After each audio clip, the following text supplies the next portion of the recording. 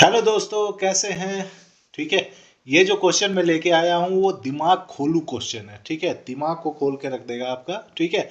Foundation से related आपके जितने डाउट्स होंगे ना वो सारा का सारा इस क्वेश्चन से क्लियर होने वाला है। ठीक है। उस तरह मैं इसे क्या करूँगा, एक्सप्लेन करने की कोशिश कर रहा हूँ। ठीक है। तो आप देखिए क्या बोला गया है। A square footing is to be designed to carry a column load of 500 kilo Newton. ठीक है। कोई सेलो फाउंडेशन है जो कि स्क्वायर है। ठीक है। वो क्या कर रहा है आपका कि 500 किलो न्यूटन का उस पर लोड आना है। ठीक है। Which is resting on a soil stratum having average properties. ठीक है। इसका मतलब सॉइल इज होमोजीनियस टाइप है जिसका कि बल्क यूनिट वेट आपको दिया हुआ है, गामा दिया हुआ है 19 किलो न्यूटन पर मीटर क्यूब दिया हुआ है। एंगल ऑफ इंटरनल फ्रिक्शन क्या है, जीरो है। इसका मतलब फाइव यू यू क्या हो गया आपका, 0 डिग्री हो गया। कोहेसन आपका क्या है, 25 है। मतलब सी यू आपका क्या हो गया, 25 केपीए हो गया। ठीक है। 25 केपीए। इसका मतलब जो सॉइल है ना वो कैसा सॉइल हो जाएगा, कोहेसिव टाइप। ठीक है ना, pure cohesive type of soil है आपका। ठीक है। अब आपका क्या दिया हुआ है कि consider the depth of the footing as 1 metre. ठीक है। इसका मतलब डीएफ आपका क्या हो गया, 1 मीटर हो गया। ठीक है। And adopting mayor of bearing capacity theory. ठीक है। With factor of safety of 3। ठीक है। मतलब एफ ओ एस भी आपका दिया हुआ है 3 लेना है और विर्थ ऑफ द फुटिंग आपको कैलकुलेट करना है अप टू 1 डिसमल प्लेस। ठीक है। कौन सा थ्योरी लगाना है, मेयर ऑफ। ठीक है ना, Meyerhof bearing capacity theory का यूज करना है। ठीक है। अब देखिए, assume the applicable shape and depth factor as unity. Ground water level, ground water level जो है वो एट ग्रेटर डेप्थ है। इसका मतलब जो वाटर टेबल है वो water table at a large distance, water table is at larger depth. ठीक है। Below ground, below base of the footing, base of footing. ठीक है। इसका मतलब क्या हो गया कि वाटर का तो कोई इफेक्ट आने वाला है नहीं। ठीक है। जो आप फैक्टर यूज करते हैं R W dash and R W, उसका वैल्यू कितना हो जाएगा, 1 हो जाएगा। ठीक है। वाटर टेबल का कोई इफेक्ट नहीं है। अब देखिए, सबसे इंपॉर्टेंट आता है ना कि कुछ बच्चे हैं जिनको अभी भी डाउट है कि तरजागी थ्योरी और मेयर हॉफ थ्योरी में क्या डिफरेंस है। ठीक है। तो सबसे पहले मैं एक छोटा सा एक्सप्लेनेशन करना चाहूंगा कि what is difference between Terzaghi theory and Meyerhof theory. ठीक है। देखते हैं तरजागी थ्योरी क्या है। ठीक है। तरजागी थ्योरी क्या था, Terzaghi theory Q U calculate करता था C of N C plus Q of N Q plus 0.5 B gamma into N gamma. ठीक है। ये कैलकुलेशन, ये आपका जो है ना, आपका ये फॉर्मूला गिवन था तरजागी के थ्रू। ठीक है। अगर आपको याद हो तो तरजागी ने क्या किया था, एजम्पशन किया था। ठीक है। अपना ये जो फार्मूला डेवलप करने के पीछे, ठीक है, डेवलप्ड फार्मूला के पीछे आपका कुछ एजम्पशंस था। क्या था एजम्पशंस, ठीक है। एजम्पशंस क्या है, तो पहला अगर मैं एजम्पशन बोलूँ ना तो he has consider strip footing. ठीक है। स्ट्रिप फुटिंग के लिए ही ये फार्मूला अप्लीकेबल है। ठीक है। एजम्पशंस की बात कर रहे हैं तो ये जो फार्मूला आप देख रहे हो ये केवल स्ट्रिप फुटिंग के लिए एप्लीकेबल है। जैसे ही आपका स्क्वायर आता है, सर्कुलर आता है, ठीक है, या इवन आपका जो है ना रेक्टेंगुलर आता है, रेक्टेंगुलर आता है, तो जो फॉर्मूलाज है, ठीक है, क्यू यू का जो फॉर्मूला है, ठीक है, उसमें मॉडिफिकेशन करना पड़ता है। ठीक है ना, क्या करना पड़ता है, मॉडिफिकेशन। जैसे आपको पता है कि आप मल्टीप्लाई, जैसे अगर मैं बोलूँ स्क्वायर के बारे में तो क्या लिखते हैं, 3 of C of N C, ठीक है, Q of N Q plus 0.4 B gamma of N gamma करते हैं। ठीक है। इसका मतलब क्या है कि करेक्शन आपने अप्लाई कर दिया है। ठीक है। तो करेक्शन उसी तरह सर्कुलर होगा तो यहाँ पे 0.3 होता है। ठीक है। जब रेक्टेंगुलर आता है तो क्या लिखते हैं आप, सी ऑफ एन सी 1 + b/l, ऐसे कुछ करके फॉर्मूलाज आप प्रोवाइड करते हैं रेक्टेंगुलर के लिए। ठीक है। तो इसका मतलब क्या था कि जो तरजागी थ्योरी था ना उसमें सेफ इफेक्ट को कंसीडर नहीं किया गया था। Shape effect has not been considered, has not been considered.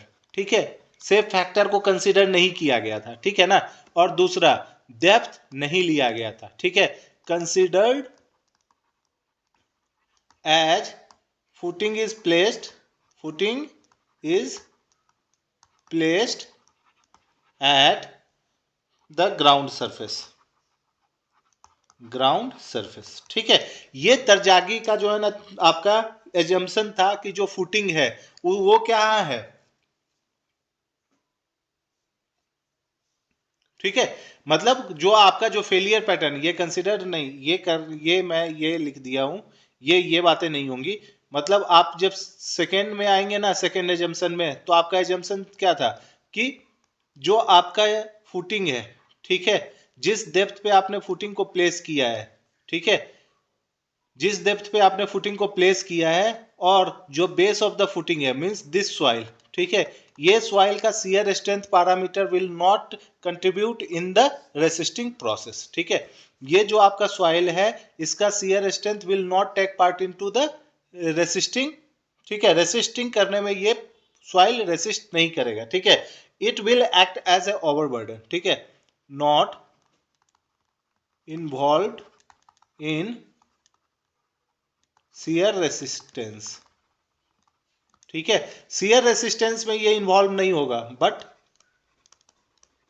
Act as क्या, सरचार्ज। सरचार्ज। ठीक है, तो ये दो मेजर एजम्पशन थे। तीसरा क्या था, तीसरा आपका ये कंसंट्रेटेड लोड के लिए ही एप्लीकेबल होगा।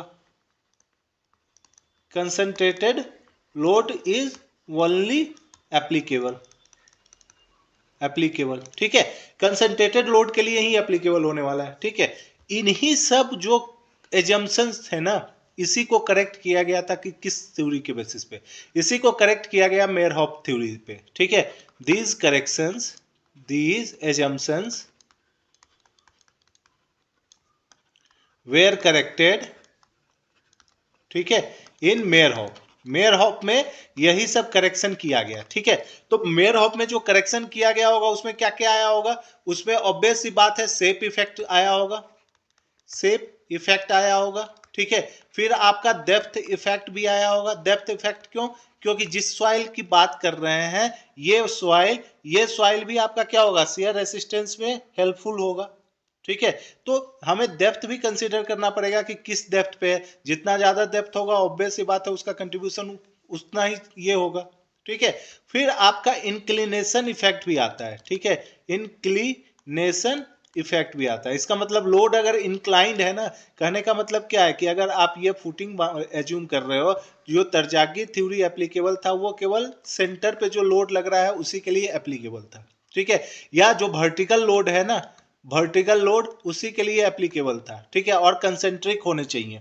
ठीक है, लेकिन मेयरहॉफ क्या था कि मेयरहॉफ अगर ये इंक्लाइंड लोड है, ठीक है, अगर अल्फा से इंक्लाइंड है लोड तब भी वो एप्लीकेबल था यूजिंग द इंक्लिनेशन इफेक्ट का फैक्टर लाके। ठीक है, तो अकॉर्डिंग टू मेयरहॉफ, मेयरहॉफ के बेसिस पे देखें ना, मेयर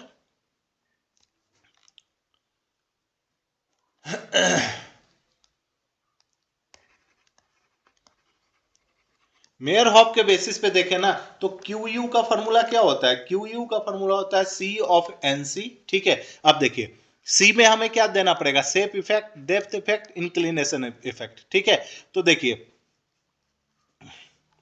ठीक है, इसको मैं एस से डिनोट करूंगा, इसको डी से डिनोट करूंगा, इसको आई से डिनोट करूंगा। तो तीनों में आप क्या करेंगे, आप कर देंगे ये, पहले आप एस सी करिए। ठीक है, S C, D C and I C. ठीक है, plus Q of N Q. ठीक है, उसके बाद S Q, D Q and I Q. ठीक है, plus 0.5 gamma B of N gamma, उसके बाद हो जाता है एस क्यू, एस गामा। ठीक है, एस गामा, उसके बाद हो जाएगा D gamma and I gamma. ठीक है, देखिए फॉर्मूला अगर आप देखेंगे ना तो सिमिलर टू तरजागी है। ठीक है, देखिए तरजागी ने भी ये यूज किया था, ये था और ये था। ठीक है, लेकिन तरजागी में ये सब फैक्टर नहीं थे। ये आपको किसका फैक्टर है, शेप का फैक्टर है। ये जो है किसको डिनोट कर रहा है, डेप्थ को डिनोट कर रहा है, और ये जो है वो किसको डिनोट कर रहा है, इंक्लिनेशन को डिनोट कर रहा है। ठीक है, इंक्लिनेशन को डिनोट कर रहा है। तो यही सब आपका क्या है, यही पूरा फॉर्मूला में शेप इफेक्ट ले लिया गया है। तो सर्कुलर के लिए भी यही फॉर्मूला होगा, स्क्वायर के लिए भी यही फॉर्मूला होगा, रेक्टेंगुलर फुटिंग के लिए भी यही फॉर्मूला होगा, स्ट्रिप के लिए भी यही फॉर्मूला होगा। सभी के लिए same formula, same formula, but change in क्या होगा, एस सी, उसके बाद होगा आपका S Q and S gamma, इसमें चेंजेस होंगे, ठीक है। ये फैक्टर आपका ऑल क्या होगा, सर्कुलर के लिए अलग होगा, स्क्वायर के लिए अलग होगा, रेक्टेंगुलर के लिए अलग होगा, स्ट्रिप के लिए अलग होगा। लेकिन जो आपका ये फॉर्मूला जो होने वाला है वो आपका सेम होने वाला है सभी के लिए, ठीक है। तो अब हम चलते हैं आगे की तरफ, ठीक है। तो हमें सबसे पहले क्या करना होगा, first we have to calculate what is Q U using the Meyerhof. तो लिख देंगे हम N of N C, S C, D C and I C plus Q of N Q, S Q, D Q, I Q plus 0.5 gamma B of N gamma, उसके बाद होगा S gamma, D gamma and I gamma, ठीक है। ये equation हो गया। अब मुझे बताइए कि सॉइल आपका क्या है, soil is pure cohesive, soil आपका प्योर कोहेसिव है, इसका मतलब सी का वैल्यू तो दिया हुआ है 25 है सर, सी का वैल्यू कितना है 25 दिया हुआ है, ठीक है। लेकिन फाई आपका क्या है 25 kPa और फाई आपका क्या है 0 डिग्री है, ठीक है। अब मुझे बताइए for phi is equal to 0 degree what is N C, what is N Q and what is N gamma, ठीक है। देखिए ये वैल्यू आपको दिया हुआ नहीं है, ये आपसे एक्सपेक्ट कर रहे हैं कि जब फाई इज इक्वल टू 0 हो ना तो वैल्यू आपको पता होने चाहिए, ठीक है। तो एन सी का वैल्यू 5.14 होता है, ठीक है। एन क्यू का वैल्यू वही 1 होता है और एन गामा 0 होता है, ठीक है, ये याद रखिएगा। देखिए एक और डिफरेंस आ गया आपसे, ये होगा ये 5.14 कब होता है, ये जब मेयर हॉप का इक्वेशन यूज होता है तब।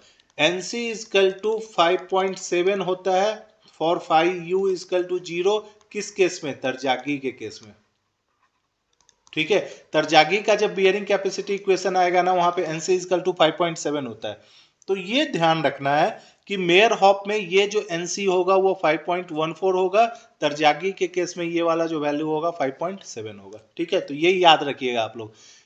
इस पे क्वेश्चन भी पूछा हुआ है, इस पे जो है ना क्वेश्चन भी पूछा हुआ है, रुड़की ने पूछा था कब, मुझे लगता है जो 2017 वाला जो क्वेश्चन था ना, 17 में, हाँ 17 में, 2017 में ये क्वेश्चन आया हुआ है, ठीक है।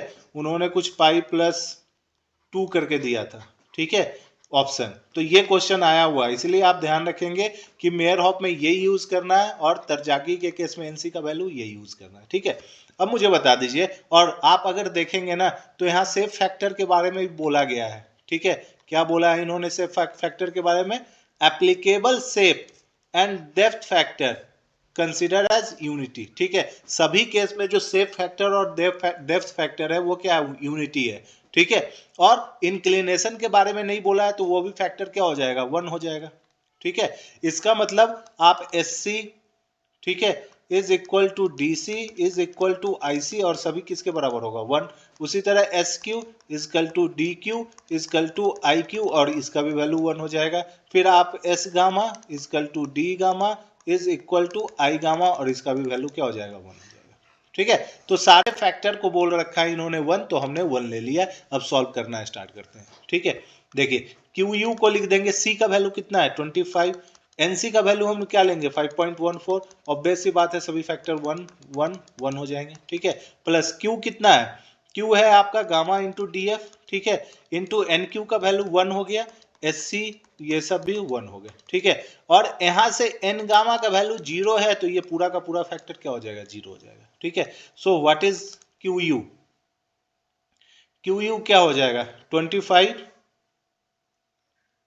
ये मैं अभी ऐसे ही लिखता हूं 1.4, ठीक है, plus gamma into D F, ठीक है। व्हाट इज गामा, गामा का वैल्यू कितना था, गामा इज इक्वल टू 19 है और डेप्थ 1 है, ठीक है। So this comes out to be 19 into 1, ठीक है।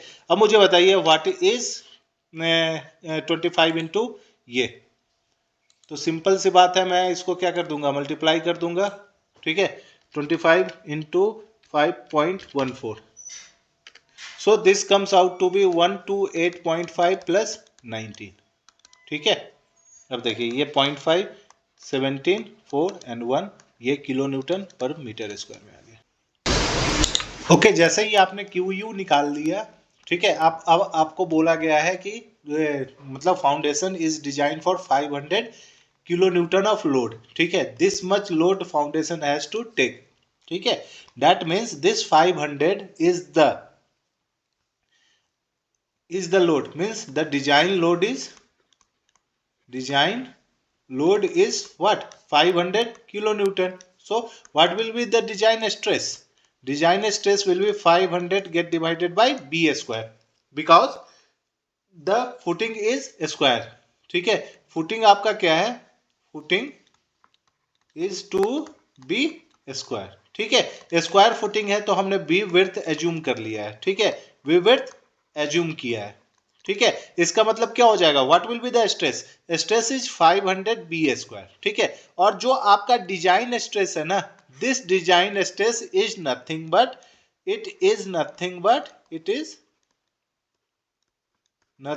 What, Q of N S, ठीक है, that is the net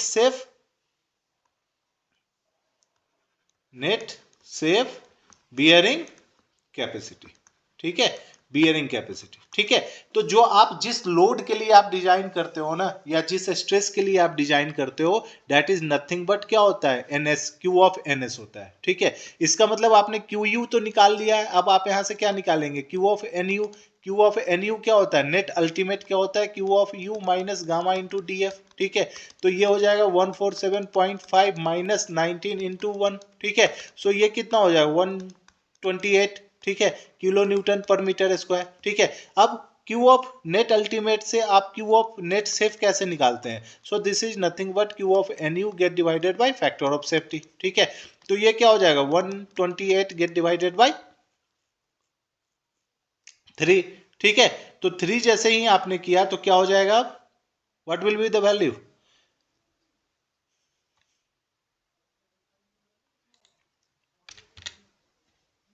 so this comes out to be,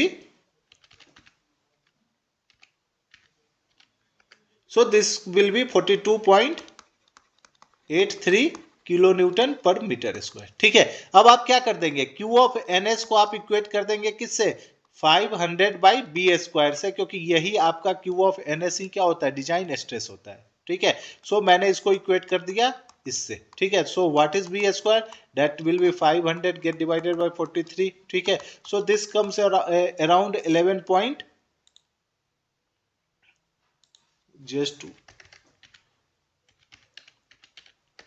11.67, okay, 11.67, so b is nothing but 11.67, ये मीटर स्क्वायर हो जाएगा, this will be in meter, okay, so what will be the value,